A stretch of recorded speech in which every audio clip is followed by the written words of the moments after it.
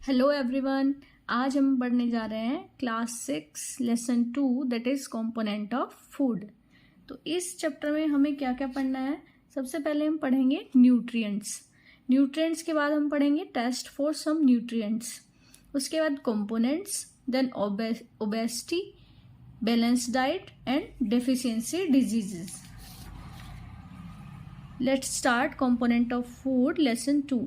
सबसे पहले हम न्यूट्रिएंट्स के बारे में पढ़ते हैं। न्यूट्रिएंट्स क्या होते हैं? Ingredients which contain some component that are needed to our body are called nutrients. हमारे फूड में कुछ फूड जो होता है वो इंग्रेडिएंट से मिलकर बनता है। इंग्रेडिएंट्स में कुछ इम्पोर्टेंट कंपोनेंट प्रेजेंट होते हैं जो हमारी बॉडी को ज़रूरी होते हैं। उन कंपोनेंट्स को न्यूट्रिएंट्स कहते हैं। देखिए, हम ऐसे देख सकते हैं इनको। डिश किससे मिलके बनती है? इंग्रेडिएंट्स से। और इंग्रेडिएंट्स के अंदर कंपोनेंट्स प्रेजेंट होते हैं और कंपोनेंट्स से हमें न्यूट्रिएंट्स मिलते हैं। The major nutrient in our body in our food are named. जो हमारे फूड में मेजर न्यूट्रिएंट होते हैं उनके नेम हैं carbohydrate, protein, fat, vitamin, water, minerals and roughage. अब हम इन न्यूट्रिएंट्स के कुछ टेस्ट देखते हैं। सबसे पहले हम कार्बोहाइड्रेट का टेस्ट देखते हैं। हमारे फूड में कार्बोहाइड्रेट स्टार्च की फॉर्म में प्रेजेंट होता है। सबसे पहले प्रोसीजर देखते हैं। सबसे पहले हम एक टेस्ट ट्यूब लेंगे। उस टेस्ट ट्यूब में हमें जिस भी फूड का टेस्ट करना है वो फूड आइटम डालेंगे। उसके बाद हम उसमें 2 या 3 ड्रॉप डाइल्यूट आयोडीन की डाल देंगे और उसको डालने के बाद हम उसको शेक करेंगे टेस्ट ट्यूब को। फिर हम देखते हैं कि अगर हमारी टेस्ट ट्यूब में उस फूड आइटम का कलर ब्लू ब्लैक हो जाता है तो इसका मतलब हमारे फूड में स्टार्च प्रेजेंट है। इसके बाद हम प्रोटीन के लिए टेस्ट करते हैं। प्रोटीन के लिए भी हम एक टेस्ट ट्यूब लेंगे। उस टेस्ट ट्यूब के अंदर हम फूड आइटम डालेंगे। अगर हमारा फूड आइटम सॉलिड है तो हम उसको क्रस्ट करेंगे, उसमें वाटर ऐड करेंगे टेस्ट ट्यूब में, फिर उसको हम शेक करेंगे। अगर लिक्विड है तो ये सब करने की ज़रूरत नहीं है। उसको शेक करने के बाद हम उसमें कॉपर सल्फेट डालेंगे 2 ड्रॉप और उसके बाद हम उसमें ऐड करेंगे कास्टिक सोडा। फिर हम उसको टेस्ट ट्यूब को शेक करेंगे और 2 मिनट के लिए रख देंगे ऑब्जर्वेशन के लिए। अगर आफ्टर 2 मिनट उसमें उसका कलर वॉयलेट में चेंज हो जाता है तो इसका मतलब कि उस फूड आइटम में हमारे प्रोटीन प्रेजेंट है। नेक्स्ट हम करते हैं फैट के लिए टेस्ट।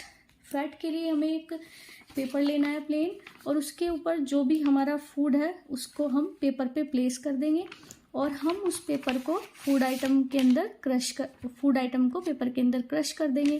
फिर हम उस फूड आइटम को देखेंगे हटा के।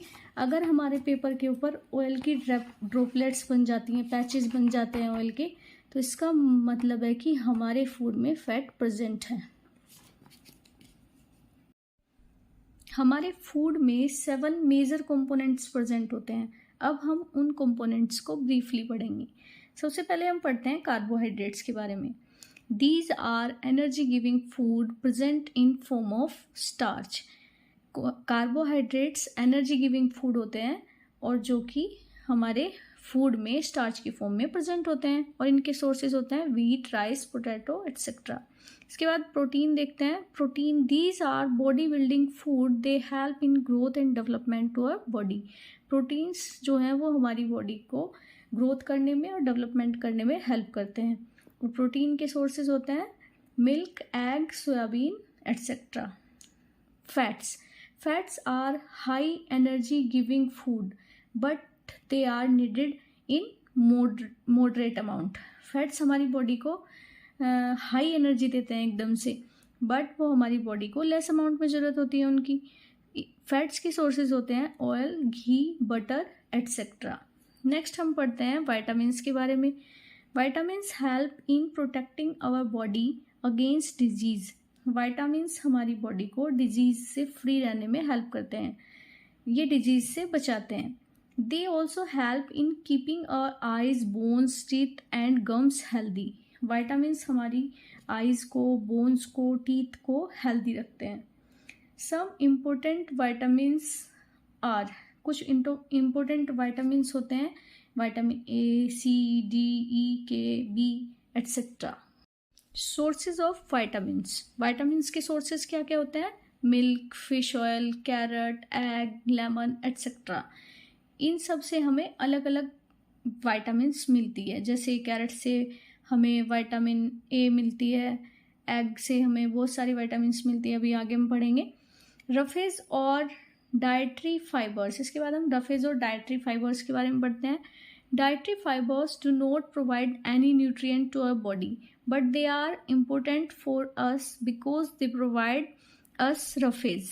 ये कह रहे हैं कि डाइटरी फाइबर्स हमारी बॉडी को कोई न्यूट्रिएंट्स नहीं देते हैं, लेकिन फिर भी हमारी बॉडी के लिए नेसेसरी है, बिकॉज रफेज हमारी बॉडी को रफेज देता है।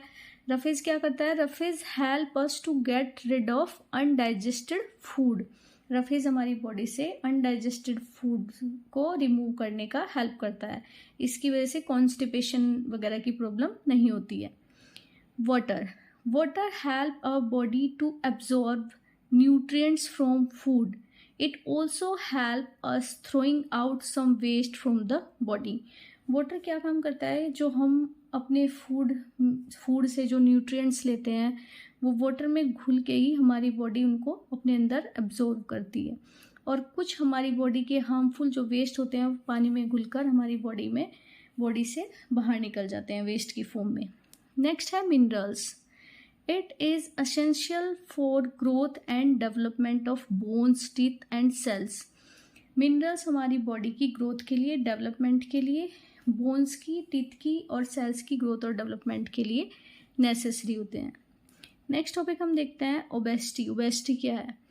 A disorder involving excessive body fat that increasing the risk of health problem. जब किसी इंसान की बॉडी पर एक्सेस फैट हो जाता है तो उसको ओबेसिटी कहते हैं, और ओबेसिटी से बहुत सारे हेल्थ इश्यूज होने की प्रॉब्लम हो जाती है। Balanced diet, a diet consisting of a variety of different type of food and providing adequate amount of the nutrient necessary for good health. तो बैलेंस्ड डाइट क्या होती है? ऐसी डाइट जिसमें डिफरेंट टाइप के फूड प्रेजेंट होते हैं जो कि हमारी बॉडी को सही अमाउंट में न्यूट्रिएंट्स देते हैं हमारी बॉडी की गुड हेल्थ के लिए। देखिए, हमें कभी भी लंबे समय तक एक तरह का फूड नहीं लेना चाहिए। हमें डिफरेंट टाइप के फूड्स अपनी डाइट में रखने चाहिए। जैसे अगर हम वेजी ले रहे हैं तो दाल भी लेनी चाहिए, फ्रूट्स भी लेने चाहिए। तो सभी तरह के ऐसा फूड हमें लेना चाहिए अपनी डाइट में, एक बैलेंस डाइट में, जिसमें ऑल द न्यूट्रिएंट्स, जो ये 7 न्यूट्रिएंट्स हैं, सभी एक सही मात्रा में हमें सारे न्यूट्रिएंट्स मिले। ऐसी डाइट को बैलेंस डाइट कहते हैं। इसके बाद हम देखते हैं डेफिशिएंसी डिजीज। डेफिशिएंसी का मीन्स होता है कमी, और डिजीज बीमारी। ऐसी डिजीज जो किसी न्यूट्रिएंट्स की कमी से होती हैं उसको डेफिशिएंसी डिजीज कहते हैं। When a diet is lacking some nutrients for a long period of time, its result deficiency diseases. जब हम बहुत लंबे समय तक कोई ऐसा एक फूड स्किप कर देते हैं जिससे हमें कोई एक पर्टिकुलर न्यूट्रिएंट नहीं मिल रहा है हमारी बॉडी को, तो उस न्यूट्रिएंट्स की हमारी बॉडी में कमी हो जाती है, और फिर उससे हमें उसी न्यूट्रिएंट्स की कमी से कोई डिजीज़ हो जाती है। उसको हम डेफिशिएंसी डिजीज़ कहते हैं। अब यहाँ पर हम कुछ वाइटामिन्स और वो वाइटामिन्स हमें कहाँ पर मिलते हैं, कहाँ से मिलते हैं, उनके सोर्सेज, और उसकी कमी से होने वाले डिजीज़ और उसके सिम्टम्स के बारे में पढ़ेंगे। तो सबसे पहले हम देखते हैं विटामिन ए। विटामिन ए के सोर्सेज क्या होते हैं? Milk, papaya, carrot etcetera. इन सब से हमें विटामिन ए मिलता है। अगर हमें लॉन्ग टाइम तक विटामिन ए नहीं मिलेगा तो हमें लॉस ऑफ विजन हो सकता है, हमें मतलब देखने में प्रॉब्लम्स हो सकती हैं। और इसके सिम्टम्स क्या होते हैं? पुअर विजन, हल्का कम दिखाई देने लगता है, night blindness, complete loss of vision. कई बार अगर ज़्यादा विटामिन ए की कमी हो जाती है तो कंप्लीट लॉस भी हो जाता है देखने का, विजन का। नेक्स्ट है विटामिन बी। विटामिन बी के सोर्सेज हैं मीट, एग, चीज़, सीरियल्स। और इसकी डेफिशिएंसी से बेरी डिजीज़ हो जाती है।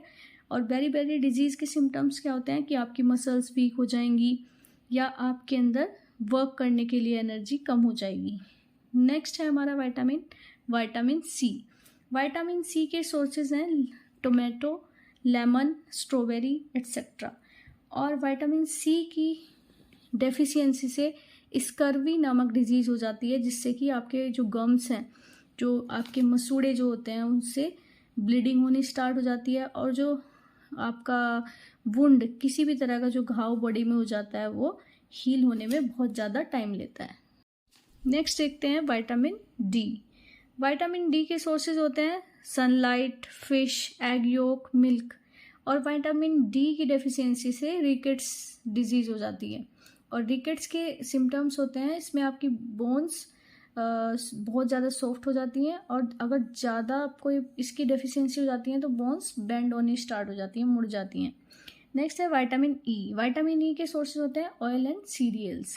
इसमें ब्लीडिंग अनकंट्रोल हो जाती है। ब्लीडिंग अगर कहीं से भी किसी को कोई कट या ब्लीड कुछ लग गया तो उसमें ब्लीडिंग को रोकना मुश्किल हो जाता है। तो इसके सिम्टम्स यही है, bleeding difficult to stop. Next है कैल्शियम। इसके सोर्सेज हैं मिल्क, सोया, योगर्ट, चीज़। और इसकी डिजीज़ का नेम होता है bones and tooth decay. Calcium की कमी से क्या होता है, आपकी बोन्स और टूथ टूटने लगते हैं। तो सिम्टम्स क्या हैं, weak bones and tooth decay, ये सिम्टम्स हैं। नेक्स्ट है आयोडीन। आयोडीन आपको आयोडीनेटेड सॉल्ट से मिलता है और इसकी वजह से गोइटर डिजीज़ हो जाती है, इसको घेंगा भी कहते हैं।